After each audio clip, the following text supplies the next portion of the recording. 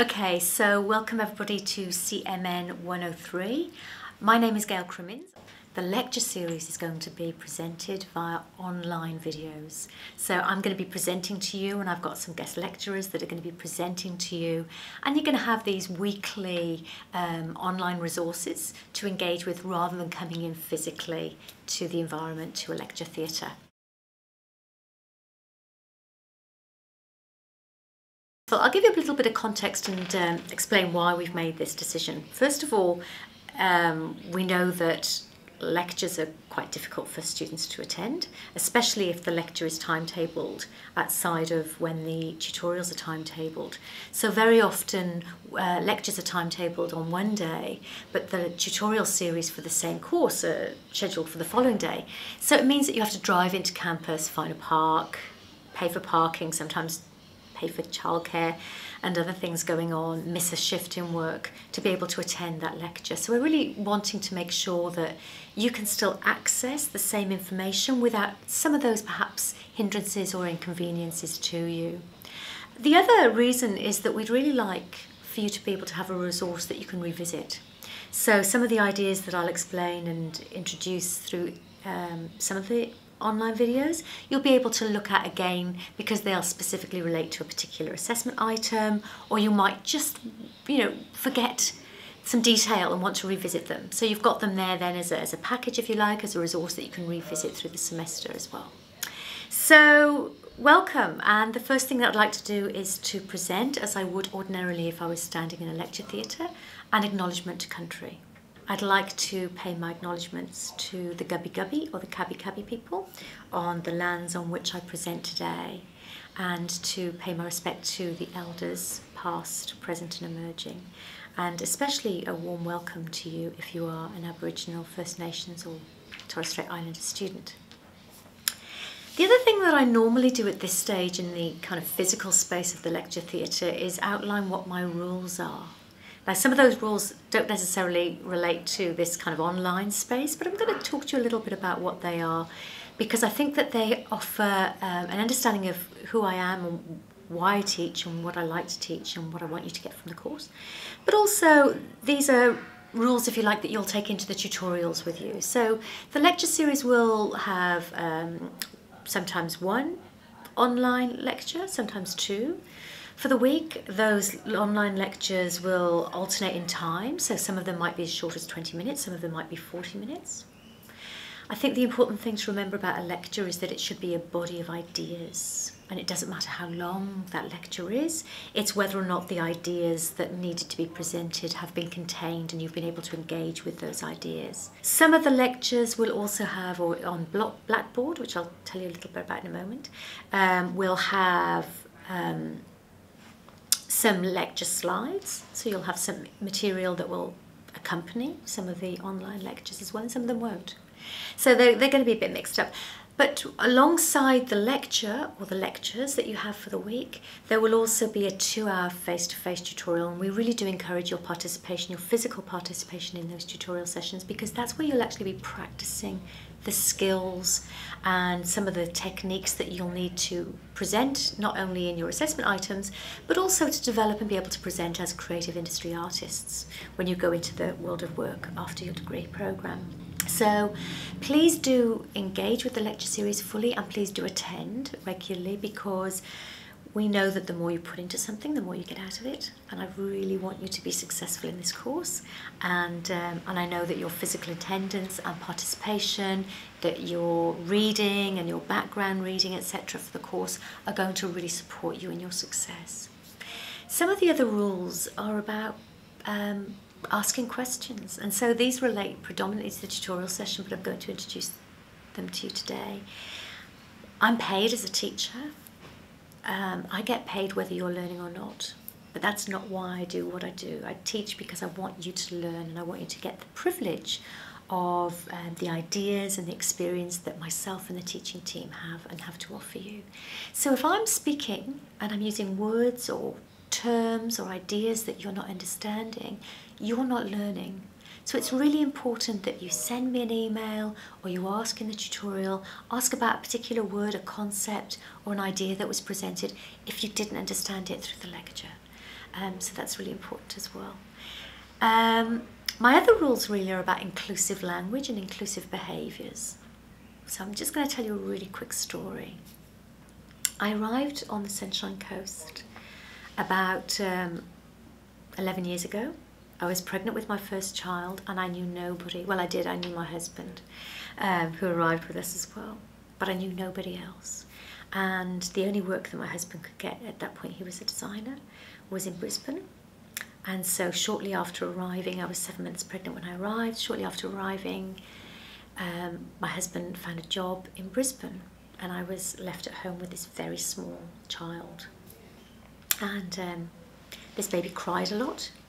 I didn't sleep and I was incredibly lonely because I knew nobody. I'd given up my work and I'd given up my friends and all the other things that I had in the UK. And I didn't know at the time, but my daughter had a genetic disorder, so it meant that she cried far more than another child might. So it was quite a challenging time. And then before I knew it, I was blessed with another surprise. I was pregnant again. And so I had 2 children within 18 months of each other. And a couple of months after having my second child, I joined a local gym because my husband was still, you know, travelling to Brisbane every day, so he'd leave at 6 in the morning and he'd get home at 7 at night. And that whole time I was in with one crying baby and a brand new boy. So I joined a gym, and I joined mainly because it had a creche and I really needed to have some space from these beautiful, beautiful but all-consuming children. And after a couple of months of always being late to a particular class, always being late because one of the children would need feeding or changing, after a couple of months of always being late, being really apologetic, being embarrassed, running in, one of the women there had set up a step for me. And as I walked in and apologising and trying to scuttle to the back, she just said, "Oh, I've got a step here for you." And it was the most inclusive gesture anybody had ever made.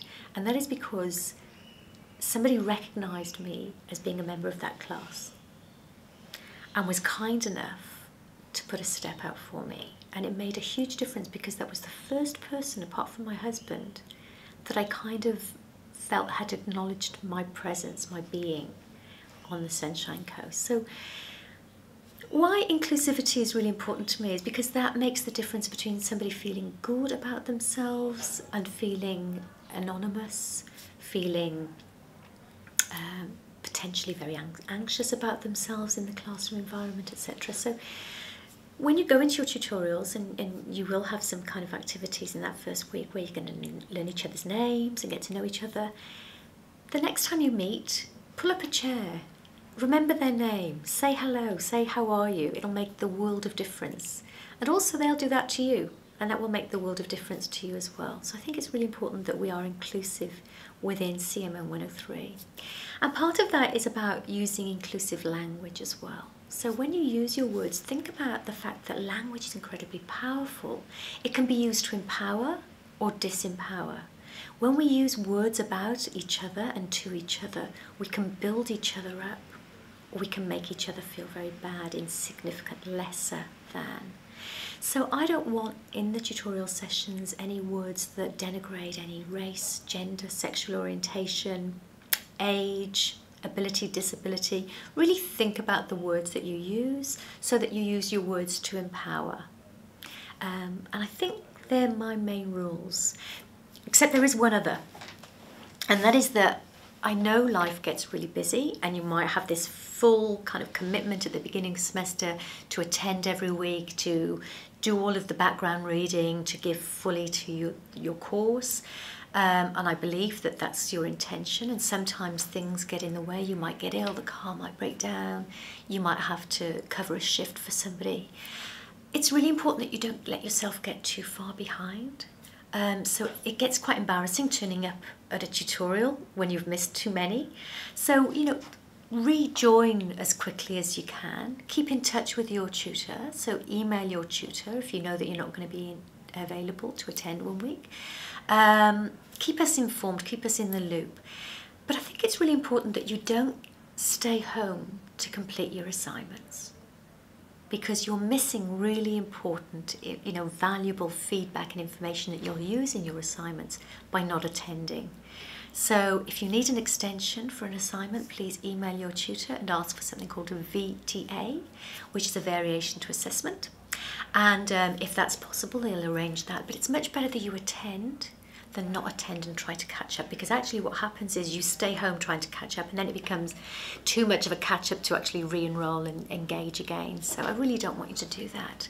So they're my rules. So welcome to CMN103, and they're my rules, and I hope that you'll find them really helpful. So the reason that you are enrolled into CMN103, Introduction to Creative Industries, is because you have a passion. That might be in drama, or for music, or for screen and media, for creative writing. You will have a passion to express and to communicate through creative expression. And I think that's fantastic, and you need to harness that passion. But an Introduction to Creative Industries assumes that you have that passion and really is focused on how to transform that passion into an income stream. So it's really kind of putting the, the butterflies, the rainbows and the unicorns, all the kind of aspirational, wishful, longing kind of thinking into some practical strategies for being able to make money and get income out of your passions. And so really that's how we've structured CMN103, to support you to think about what opportunities there are in the creative industries and what skills and qualities, connections you need to develop to be able to avail yourself of those opportunities. So bear with me, I'm just looking at my notes occasionally to make sure I don't miss any important information.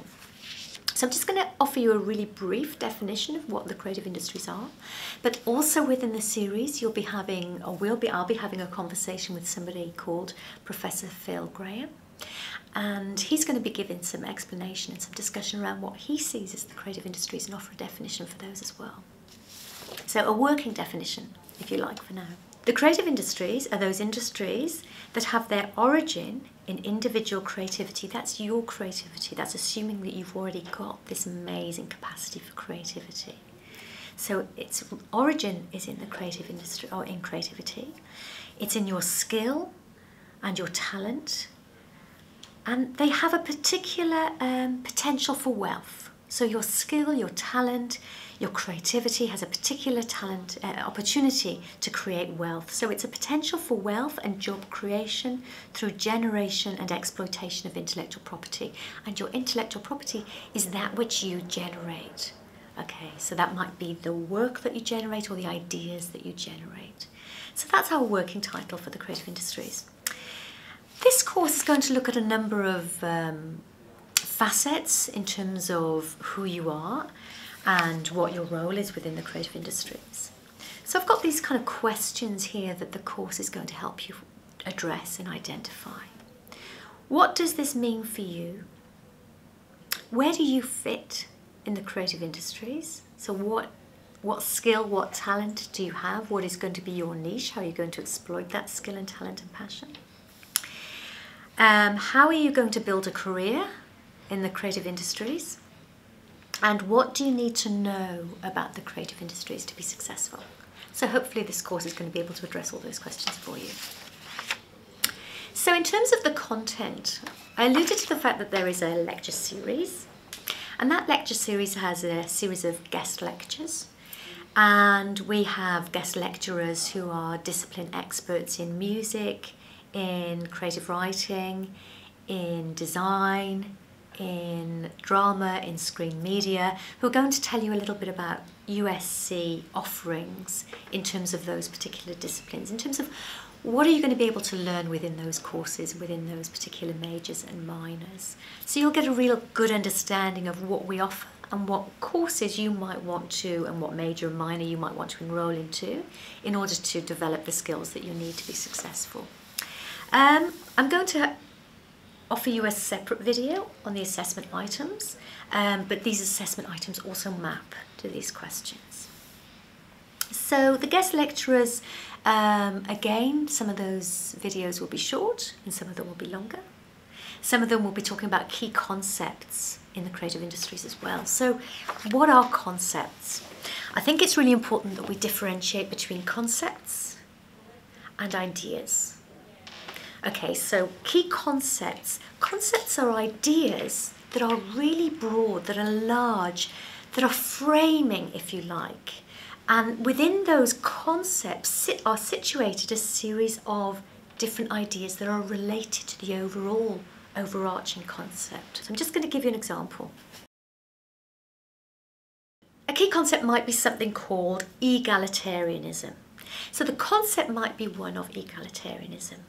Within that, there are these crazy, crazy ideas. I know, call me radical, but one of these ideas might be that I believe that regardless of your skin colour or your race, you should have exactly the same access and opportunity to education, to work experience, and to live a creative and full life. Okay, I know that's quite radical. I also believe that regardless of your gender, you should have equal access to amazing education and work and life opportunities. I think the same regardless of your sexual orientation, your age, your physical ability or disability. Do you see that each of these ideas, the belief in equality regardless of gender is one clear idea. Regardless of race or colour is another idea. Regardless of your ability or disability is another key idea. Your sexual orientation. All of these are ideas, but the main concept, the umbrella term that envelops all of those is called a concept. So it's an overarching theory or idea that individual ideas are situated within but relate to. So some of the key concepts that you're going to be learning about are audience, creativity, design. So these are key concepts because they're broad ideas within which there are many different ideas that you're going to engage with. And you'll need to engage with them because they're going to ask you to think about how you use creativity in your practice. How you think about your audience, who are your audience and how are you going to engage with your audience? What is design? How do you design your creative practice? So we're going to also have some discussions from our guest lecturers around some of these key concepts as well within the creative industries. And hopefully that will inform your practice, but also your assessment items. When I talk about assessment items, I don't want you to shudder. I don't want you to think, oh, I'm being tested. Assessment actually is an opportunity to practice your developing skills. And I know that's counterintuitive to some of you because some of you think of assessment as somehow being caught out or the assessment is designed to test you in some way. It's actually not. It's designed to show you, to allow you to show what skills or qualities you have. So, so please don't think of assessment as a bad thing. Think of it as an opportunity to practice and to showcase what you know. Okay. So in terms of the course content then, what and who do you need to know and what do you need to be able to do to be successful in the creative industries? So task 1, which I'll talk to you about in a separate online video, really asks you to think about your current qualities, skills and connections and how you can use those to be successful in the creative industries, but also to think about where are the gaps in my current skill base or my current experience, and how am I going to fill those gaps within the next 3 years of my course. Okay, so that's task 1. Task 2 allows you to create a new business idea, either a service or a product within the creative industries, and it's an entrepreneurial pitch, and again I'll give you some more details about that in a separate video. And task 3 is an opportunity to showcase the skills and some of the project work and some of the ideas that you have and experience that you have in the creative industries through the development of a digital profile. Okay, so that might be a website, it might be a LinkedIn profile, it might be a Facebook account, but we'll talk a little bit more about that. So you really get an opportunity to think about what do I know, how am I going to profile and communicate the skills that I have to a wider public. So that's the 3rd assessment item. Okay. And obviously these are staggered throughout the semester, so you don't have to worry about or think about them all in one go. There are opportunities for weekly readings. We used to have a textbook, and we no longer have a textbook. Instead, I have weekly readings. So if you go into Blackboard and you go into learning materials, the very first item is your reading list. And it's a Word document, and it's deliberately a Word document and not a PDF, because I add to it through the semester. So just read 1 week ahead to know what your reading is going to be. And sometimes it's watching. So sometimes the actual reading activity is to engage in a TED talk or a particular video, in addition to the online video which constitutes your lecture. But please make sure that you engage with those, because they're designed to give you that grounding, to give you a clear understanding of what the key concepts are that you'll need to be able to know and employ, but also to support you in your assessment tasks. So do keep on top of your weekly reading. I've got something else to say about reading as well at university, and this is not just about for CMN103, this is about reading more generally. I tell stories, okay, and I tell stories because I know you will learn through stories. It's proven through lots of research that we remember through stories. So I'm going to tell you a story, and I'm hoping that that will help you remember. So I was the first in my family to go to university. And not just my nuclear family of my parents and my sister, but also my cousins, my aunts, my uncles, you know, my extended family. And I was actually the first in my family to even go on to year 11 and 12. And the reason that I went on to year 11 and 12 is because I had a passion for drama. I loved it, loved performing, I had a particular talent for it, and it was my passion. Okay. And I'm talking about 30 odd years ago now, so we didn't have Google and we didn't have home computers, but we had libraries. So the way that we accessed our resources, our learning resources, that we actually physically went to a library and got books, okay. So I was in year 11, so I was staying on, we call them A-levels in the UK, but you have a similar system here in Australia. So I went on to year 11, and the first project I was given from my new drama teacher was to create a research project around somebody called Henry Gibson, who was a 19th century realist dramatist. And so I was really excited. You know, I'd done well in drama in up to year 10 and including year 10. So I thought I could do this. You know, what's so hard, what's so different about year 11? So I went to the library and I got my books and you know, big, thick, heavy books on this particular theorist, and I came home and I was quite excited to get going with this. I was really committed to my study, and I opened the first page and I read the first page and I couldn't understand any of the words.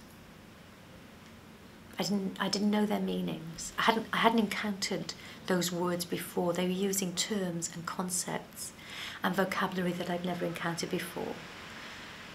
And so I reread the first page. And I reread it about 3 or 4 times, and I realised I don't know this stuff, and I thought it was me. I thought, what am I thinking? How am I going to go on and study year 11 and 12 when I don't even know the first page? I can't even understand the first page in this textbook. And I don't really know what drove me, but I got a dictionary, and the only dictionary in the house was from the Scrabble. So I got a Scrabble dictionary. Again, we didn't have Google to look things up. And I got a pencil because I have this great respect for books. So I got a pencil and I opened that first page again, and every time I came across a word that I didn't understand, I would look it up in the dictionary. And then I would write the definition in pencil above the word so I could eventually read a sentence and understand the words. And that first page took me a whole day to read and understand. And it wasn't me. It wasn't that I was particularly stupid or thick or undeserving of an education. It's because when you get to study at this level, there are very specific words and terms and vocabularies that academics use.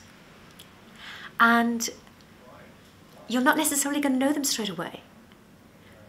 So you ask questions and you look them up. And I'm a big fan of Wikipedia. Don't use it in your assessment. You're not going to be able to use it as an assessment quotation or evidence. But it gives you a background. You know, it gives you an understanding of what that word is, or who that theorist is, or who that filmmaker is, or whatever it is within your genre. You know, don't be overwhelmed. This education is still yours to access, but it just means that you have to invest the time. Interestingly, when I opened to the second page, the same words that I'd learnt the meanings of in the first page were presented in the second page. And so the second page only took me half a day. And the third page would take me, you know, a couple of hours. Because the same words, terms, concepts will be revisited. So do invest initially in finding out what they mean and finding out how you can apply them in your own understanding. So don't be put off by the readings. They're there to assist you, and in your tutorial we can give you definitions and we can explain things to you that you might be struggling with. Come in with questions. Okay, so please make sure that you do your reading and you engage in the lecture before you attend tutorials, because it's designed in that way. So when you go to your first tutorial, for example, it'll be assumed that you've already watched this video, and that will happen each week. Okay, please remember Blackboard is your friend. Please go into Blackboard regularly, go into the assessment items areas. We're going to be uploading information there, templates, exemplars, your criteria, it's all there on Blackboard. I will walk you through Blackboard, and your tutors will walk you through Blackboard in your first tutorial. So don't feel overwhelmed by it at this stage. We will show you what's important and how to navigate that, but do use it regularly, okay? I'll certainly be using Blackboard for announcements, and I'll also be emailing you, so do check your USC emails regularly also. Thank you.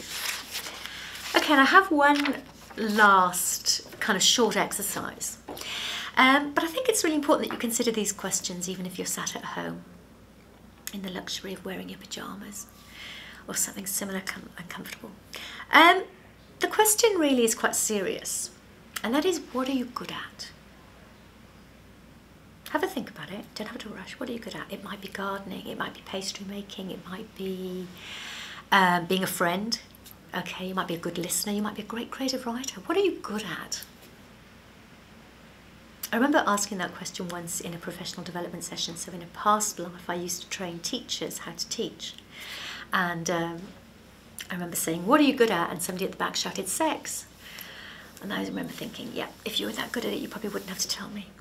But anyway, even if that is what you think you're good at, how do you know that you're good at it? And really importantly, how did you become good at it? So I dare say that your answer to the third question would have something about practice. You become good at something through practice, through regularly engaging in that thing. I can't become good at soccer from watching, as I'm doing at the moment, the World Cup soccer games. I can't become good at soccer from watching it. I also need to practice. I need to get out on the field. I need to try some techniques. I need some coaching. But more than anything, I actually need to get that into my body. I need to physically engage in the practice of doing it. And that's exactly the same as study. You will become good at it by practicing it. You'll become more familiar and better at reading academic texts by reading them. You'll become a better creative writer by reading and writing. You'll become a better filmmaker by watching films, deconstructing films, but by making films predominantly. Okay, so whatever your passion is, and whatever your major is going to be, yes, read about it, but you've got to practice it. And I really want to put that challenge to you now at the beginning of your 3-year degree programme, to regularly practice your craft and also regularly practice being a student by listening, by reading, by thinking about the main ideas that you're going to be engaging with. So thank you for your patience today, and I look forward to speaking with you very soon.